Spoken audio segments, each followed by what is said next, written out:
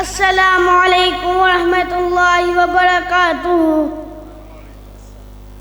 نحمدہ ونصلی علی رسولہ الکریم اما بعد فاعوذ باللہ من الشیطان الرجیم بسم اللہ الرحمن الرحیم۔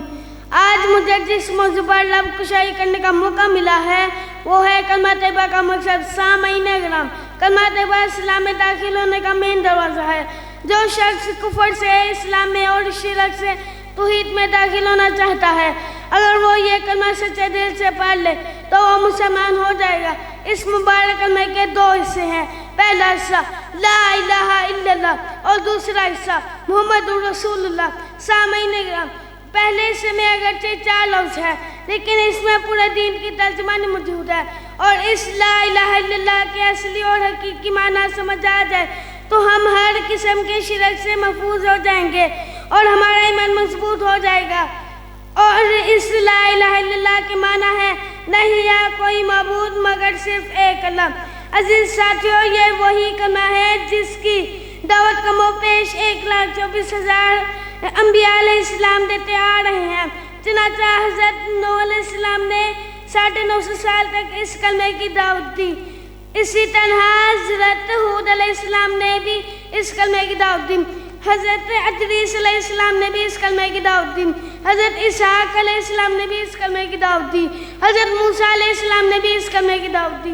حضرت عیسیٰ علیہ السلام نے بھی اس کلمے کی دعوت دی، اور سب سے آخر میں میرے اور آپ کے پیارے محبوب حضرت محمد صلی اللہ علیہ وسلم نے بھی اس کلمے کی دعوت دی اور فرمایا یا ایھا الناس قولوا لا الہ الا اللہ تفلحوا، اے لوگو لا الہ الا اللہ کی گواہی دو اور تم کامیاب ہو جاؤ گے۔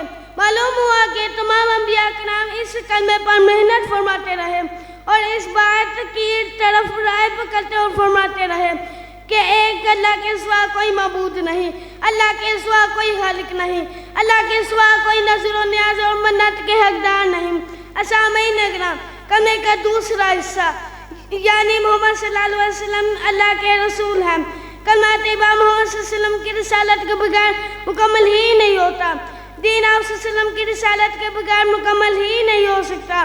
اسلام آپ صلی اللہ علیہ وسلم کی رسالت کے بغیر مکمل ہی نہیں ہو سکتا، بلکہ میں تو یہ کہتا ہوں کہ آپ صلی اللہ علیہ وسلم کی رسالت دین کی ضامن، آپ صلی اللہ علیہ وسلم کی رسالت ایمان کی ضامن، آپ صلی اللہ علیہ وسلم کی رسالت عدل و انصاف کی ضامن۔ آخر میں اپنے پیارے بابا قاری محمد شعیب حمدان صاحب اور اپنے دادا جی حافظ محمد اسلم اسد صاحب کے لیے دعا کرتا ہوں، اللہ پاک انہیں جنت الفردوس میں اعلیٰ مقام عطا فرمائے اور ہم سب کو ان کے لیے صدقہ جاریہ بنائے، اور اللہ اس گلشن کو آباد رکھے، حاسدین سے بچائے اور اپنے حفظ و ایمان میں رکھے۔ اللہ حفاظت فرمائے۔ کلیوں کو میں سینے کا خون دے کر چلا ہوں، کلیوں کو میں سینے کا خون دے کر چلا ہوں، صدیوں گلشن کی فضا مجھے یاد کرے گی۔ وآخر دعوانا الحمدللہ رب العالمین۔